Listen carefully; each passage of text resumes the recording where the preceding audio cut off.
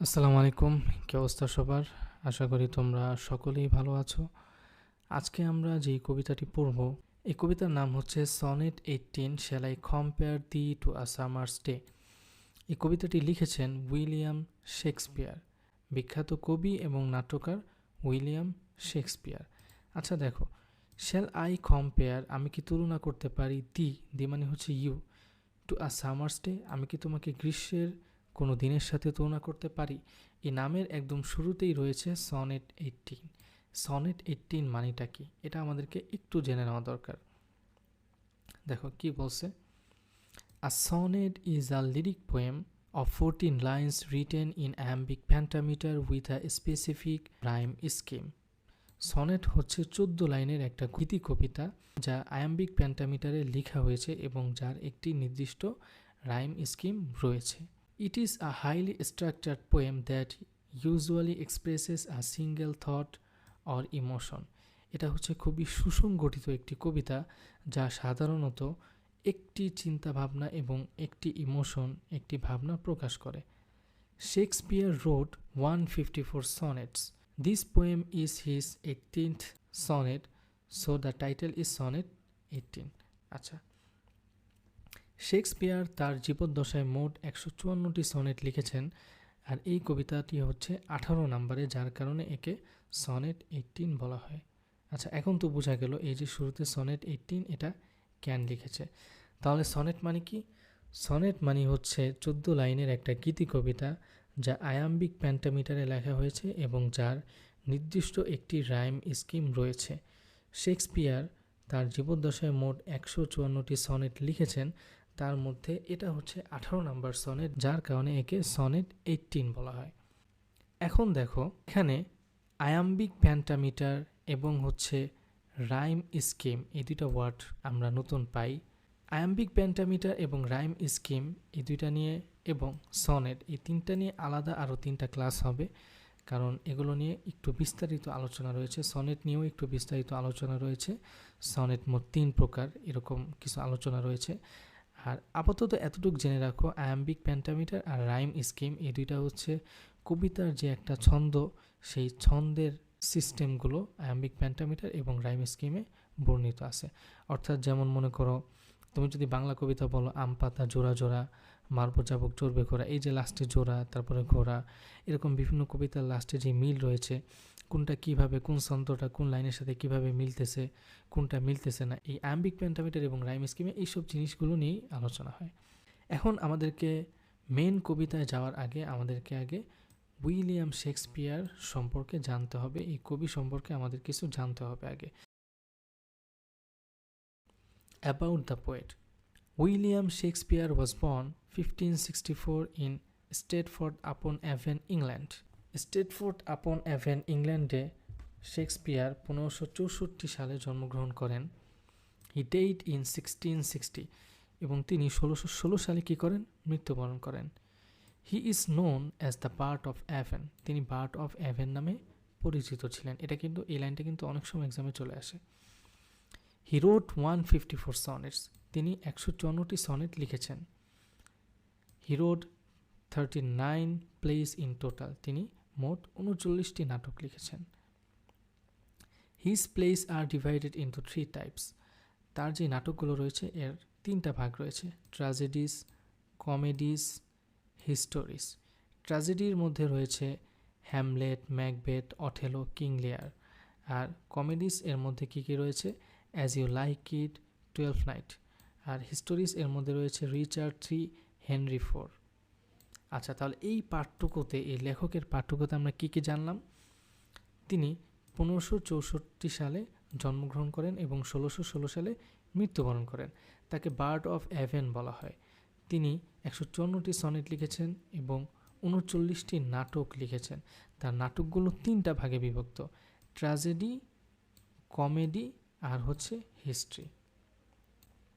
আচ্ছা, এখন introduction to poem. Introduction মানে কি? এই কবিতা শেক্সপিয়ার কোন পার্সপেক্টিভে লিখেছেন এটা আমাদেরকে জানতে হবে। সেই জিনিসটাই এই পার্টে আলোচনা করা হয়েছে। In this poem the poet compares his beloved to a summer day but সেইজ that the beloved is more lovely and more lasting than summer. কি বলল? এই কবিতার মধ্যে কবি কম্পেয়ার করেছে তার ভালোবাসার মানুষকে গ্রীষ্মের দিনের সাথে কম্পেয়ার করেছে, কিন্তু আলটিমেটলি এটা বলেছে যে তার ভালোবাসার মানুষ হচ্ছে মোর লাভলি, আরও বেশি সুন্দর এবং আরও বেশি স্থায়ী সামারের থেকে। Shakespeare explains that summer is short and not always perfect, but the beauty of his beloved will never fade. Shakespeare এটা ব্যাখ্যা করে বুঝিয়েছে যে সামার এটা হচ্ছে শর্ট এবং এটা সবসময় পারফেক্ট হয় না, কিন্তু the beauty of his beloved, তার ভালোবাসার মানুষের যেই সৌন্দর্য সেটা কি উইল নেভার ফেড, কখনো শেষ হবে না। He believes that the poetry has the power to keep beauty alive for ever. তিনি বিশ্বাস করেন যে কবিতার একটা শক্তি রয়েছে এই বিউটিকে সবসময় অ্যালাইভ করার জন্য, সবসময় ধরে রাখার জন্য। The poem is a beautiful example of how love and earth can defeat time and death. এই কবিতা হচ্ছে একটা উল্লেখযোগ্য এক্সাম্পল, একটা উদাহরণ যে কিভাবে লাভ এবং আর্থ, ভালোবাসা এবং চিত্র, সময় এবং মৃত্যুকেও পরাজিত করতে পারে। এতটুক দিয়ে আমরা বুঝলাম যে শেক্সপিয়ার এই কবিতার মধ্যে তার ভালোবাসার মানুষকে তুলনা করেছেন গ্রীষ্মের দিনের সাথে। গ্রীষ্মের দিনের সাথে তুলনা করে এই জন্য তুলনা করছেন যে কে সবচেয়ে বেশি সুন্দর, কে সবচেয়ে বেশি ভালো, এই জিনিসটা আলটিমেটলি তিনি এটাই বের করেছেন যে তার বিলাভড, তার ভালোবাসার যে মানুষ সে হচ্ছে সবচেয়ে বেশি সুন্দর, আর তার বিপরীতে গ্রীষ্মের দিনের কী কী ত্রুটি রয়েছে সেগুলো তিনি উল্লেখ করেছেন। ওকে, স্ট্রাকচার অফ দ্য পোয়েম। এই কবিতার স্ট্রাকচারটা কি? Shakespearean Elizabethan sonnet. একটু আগেই কিন্তু আমি তোমাদেরকে বলেছিলাম যে এই যে সনেট, এই সনেট মূলত হচ্ছে 3 প্রকার। এই সনেট নিয়ে আমাদের আলাদা ক্লাস হবে। তো সনেট যেহেতু 3 প্রকার, এই 3 প্রকারের এক প্রকার হচ্ছে শেক্সপিয়ারিয়ান সনেট, একে এলিজাবেথান সনেটও বলা হয়। আজকে আমরা যে কবিতাটি পড়তেছি এই কবিতা হচ্ছে এই প্রকারের সনেট। 14 লাইন্স ইন টোটাল, মোট 14টা line. 3 quatrain, 4 lines each, 1 couplet, 2 line at the end. আচ্ছা, এখানে বলল যে এই যে 14 লাইনের ভাগটা বলল, 3টা কোয়াট্রেইন রয়েছে, প্রত্যেকটা কোয়াট্রেইনে 4টা করে লাইন, তাহলে 3 4 12, আর লাস্টে একটা কাপলেট রয়েছে, একটা কাপলেট মানে হয়েছে 2টা লাইন, তাহলে 12 আর 2 মোট 14টা লাইন। এখন আমরা একদম মেইন কবিতায় চলে আসলাম। দেখো, শ্যাল আই কম্পেয়ার, আমি কি তুলনা করতে পারি, দি মানে হচ্ছে you, shall I compare you to a summer's day, আমি কি তোমাকে গ্রীষ্মের দিনের সাথে তুলনা করতে পারি। আচ্ছা, এখানে কবি গ্রীষ্মের দিনের সাথেই তার বিলাভডের তুলনা কেন করেছেন?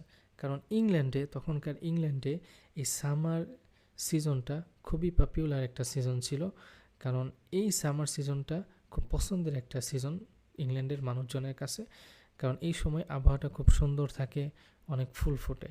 এ কারণে কবি সবচেয়ে সুন্দর জিনিস দিয়েই কম্পেয়ার করে দেখাচ্ছে। আচ্ছা, shall I compare thee two a summer's day, first স্ট্যান্জা, shall I compare thee two a summer's day, thou art more lovely and more temperate, rough winds do shake the darling birds of May, and summer's lease hath all too short a date. এখানে কি বলছে? Shall I compare, আমি কি তুলনা করতে পারি, shall I compare, আমি কি তুলনা করতে পারি, দি তোমাকে, টু আ সামার্স ডে, আমি কি তোমাকে গ্রীষ্মের কোনো দিনের সাথে তুলনা করতে পারি। দাও আর্থ মানে কি? দাও আর্থ মানে হচ্ছে you are more lovely and more temperate, তুমি আরও বেশি সুন্দর, আরও বেশি মসৃণ, আরও বেশি নরম। কেন? এখন একে একে গ্রীষ্মের দিনের যেই ডিফিটগুলো, গ্রীষ্মের দিনের যেই ত্রুটিগুলো, সেগুলো হচ্ছে একে একে এখন কবি উল্লেখ করবে। প্রথমে কি বলছে দেখো, rough winds do shake the darling birds of May. Rough winds মানে কি? ঝড়ো বাতাস। রাফ উইন্ডস ডু শেক, নাড়িয়ে ফেলে বা ঝেড়ে ফেলে দেয় the darling birds of May মাসের ফুলগুলোকে। এটা হচ্ছে গ্রীষ্মের দিনের একটা ত্রুটি, যে গ্রীষ্মের দিনে একসময় মাঝে মাঝেই খুব ঝড় হয়, সেই ঝড়ে কি হয়, মে মাসে যে ফুলগুলো ফুটে এই ফুলগুলো ঝরে পড়ে যায়। And summer's lease had all too short a date.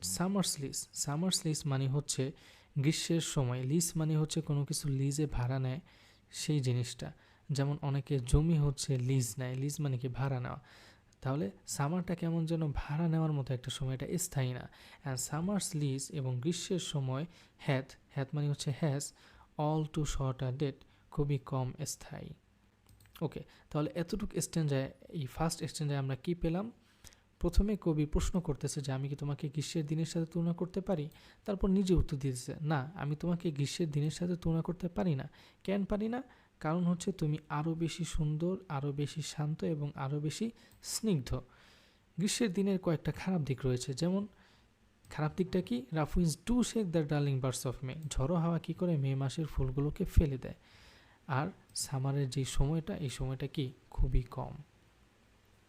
আচ্ছা, এখানে একদম সহজ ইংলিশে এই ফার্স্ট স্ট্যান্ডার ব্যাখ্যাটা লেখা রয়েছে। প্রত্যেকটা স্ট্যান্ডার এরকম ব্যাখ্যা থাকবে, তোমরা এই ব্যাখ্যাগুলো নিজেরা পড়ে নিও। আমরা সেকেন্ড স্ট্যান্ডায় চলে যাই।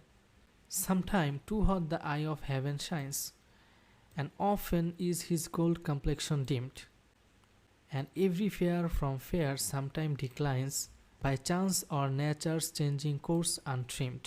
এখানে কি বলছে? Sometime too hot the eye of heaven shine, the eye of heaven দ্বারা সূর্যকে উদ্দেশ্য করা হয়েছে। Sometime too hot the eye of heaven shines, কখনো কখনো সূর্য খুব উত্তপ্ত হয়ে ওঠে।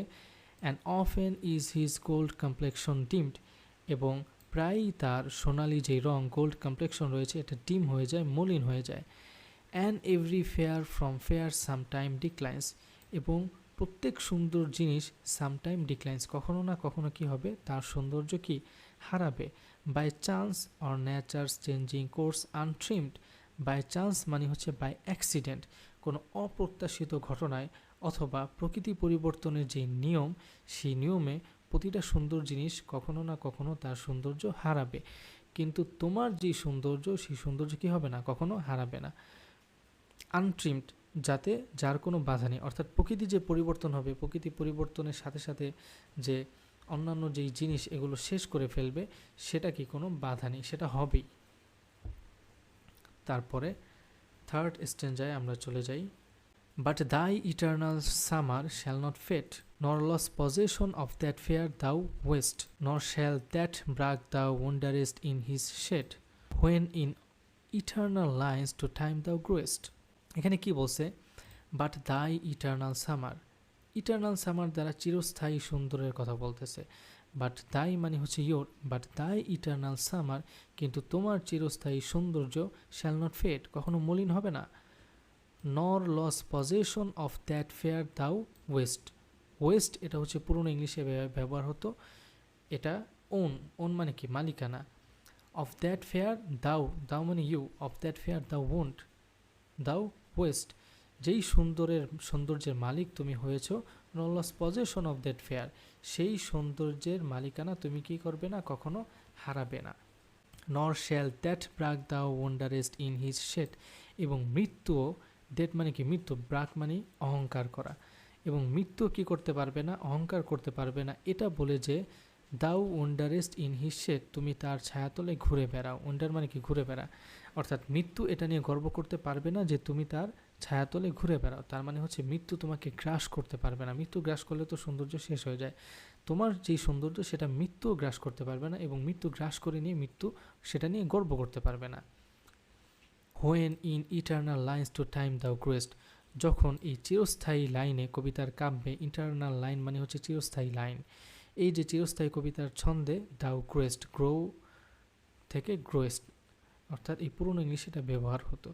তার মানে যখন তুমি চিরস্থায়ী কবিতার ছন্দে তুমি বাড়তে থাকবে, গ্রো করতে থাকবে। ওকে, তাহলে এতটুক দ্বারা কি বুঝলাম আমরা? এতটুক স্ট্যান্ডায় আমরা দেখলাম এখানে কবি বলতেছে যে তোমার যে চিরস্থায়ী সৌন্দর্য এটা কখনো মলিন হবে না, তুমি যেই সৌন্দর্যের মালিক হয়েছ সেই মালিকানা কখনো তোমার থেকে চলে যাবে না, এবং কি মৃত্যু কিন্তু তোমাকে গ্রাস করতে পারবে না। কারণ কি? কারণ এই কবিতার যে চিরস্থায়ী লাইন, এই লাইনের মাধ্যমে তুমি বেঁচে থাকবে। আমরা একদম লাস্ট পর্যায়ে চলে এসেছি এই কবিতার কাপলেট, লাস্ট দুইটা লাইন দেখো। So long as man can breathe or eyes can see, so long lives this and this gives life to thee. So long as man can breathe, যতদিন পর্যন্ত মানুষ শ্বাস নেবে, or eyes can see, এবং চোখ দিয়ে মানুষ দেখতে পারবে, so long lives this, ততদিন পর্যন্ত এটা থাকবে। এটা মানে কি? কবিতা থাকবে। this poem, and this gives life to the, তার মানে কি, and this poem gives life to the, এবং এই কবিতা তোমাকে জীবন দিতে থাকবে, তোমাকে জীবিত রাখবে। তার মানে কি, তার মানে হচ্ছে এই কবিতা মানুষ যতদিন পর্যন্ত পড়বে ততদিন তোমার সৌন্দর্য সম্পর্কে জানবে, আর এই কবিতার মাধ্যমেই কেমন যেন তুমি অমরত্ব লাভ করলে। আচ্ছা, এখানে আমাদের কবিতা শেষ হলো।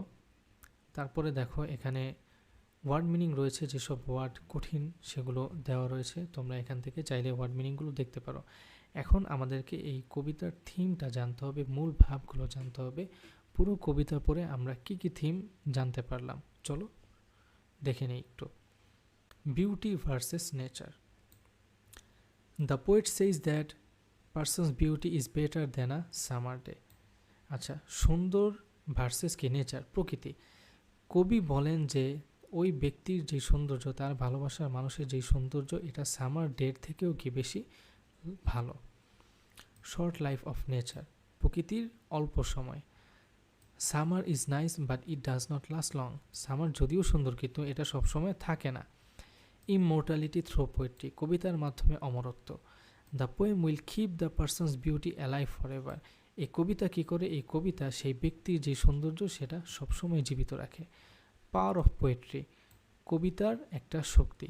Poetry can fight against time and make someone live for ever in words, কবিতা কি করে, কবিতা সময়ের বিরুদ্ধে যুদ্ধ করতে পারে এবং যে কারো মনকে, যে কারো সৌন্দর্যকে সবসময় সংরক্ষণ করতে পারে সেই কবিতার মাধ্যমে, সেই কবিতার শব্দের মাধ্যমে। এটা কি, এটা হচ্ছে কবিতার একটা পাওয়ার। যেমনভাবে আমরা এই কবিতা পড়ে জানলাম যে শেক্সপিয়ারের যে ভালোবাসার মানুষ, তার সৌন্দর্য এই কবিতা সবসময় ধরে রাখবে। Love and praise, the poet shows deep love and high respect for the person. আচ্ছা, ভালোবাসা এবং প্রশংসা, এই কবিতার মধ্যে দেখা যায় যে কবি তার ভালোবাসার মানুষকে অনেক রেসপেক্ট দেখিয়েছেন এবং অনেক ভালোবাসা দেখিয়েছেন। টাইম অ্যান্ড ইটস ড্যামেজ, সময় এবং তার ধ্বংসাত্মক অবস্থা। Time destroys everything but this poem will save the beauty from time, সময় কি করে, সময় কিন্তু সব কিছু ধ্বংস করে ফেলে, কিন্তু এই কবিতা, but this poem will save the beauty from time, কিন্তু এই কবিতা কি করে, এই কবিতা ওই সৌন্দর্যকে সময় থেকে বাঁচায়, সেভ করে, রক্ষা করে। তাহলে আমরা কি কি থিম পেলাম? Beauty versus nature, short life of nature, immortality through poetry, power of poetry, love and praise, time and its damage. Okay, আমরা আরেকটু পুরো ক্লাসটা সামারি করি। আজকে আমরা পড়েছি shall I compare thee to a summer's day, এই কবিতাটি লিখেছেন উইলিয়াম শেক্সপিয়ার। এটা হচ্ছে একটা সনেট, সনেট কি আমরা সেগুলো জেনেছি। তারপরে আমরা কবি সম্পর্কে কিছু জানলাম, তারপরে ইন্ট্রোডাকশন, স্ট্রাকচার, কবিতার প্রত্যেকটা লাইন আমরা একদম ব্যাখ্যা সহ ভালোভাবে পড়লাম। আর এখানে ওয়ার্ড দেওয়া আছে, আর প্রত্যেকটা স্ট্যান্ডার মাঝে কিন্তু ব্যাখ্যা দেওয়া আছে, যেগুলো খুব সহজ ইংলিশে লেখা। তুমি এক লাইন তুমি খুব ভালোভাবে পড়তে পারবা, একটা ওয়ার্ডও তোমার ডিকশনারি থেকে দেখা লাগবে না বা গুগল করা লাগবে না। তারপরে সর্বশেষ আমরা এই কবিতার থিমগুলো জানলাম। সো আজকের ক্লাসটা হচ্ছে এ পর্যন্তই। তুমি যদি শুরু থেকে শেষ পর্যন্ত ক্লাসটা খুব ভালোভাবে করে থাকো, তাহলে আজকের এই ক্লাসের পরে এই কবিতা নিয়ে কোনো প্রবলেম থাকার কথা না। তোমাদের সাথে কথা হবে পরবর্তী কোনো ক্লাসে। ততক্ষণ পর্যন্ত তোমরা ভালো থাকো, সুস্থ থাকো, এই কামনাই করি। আল্লাহ হাফেজ।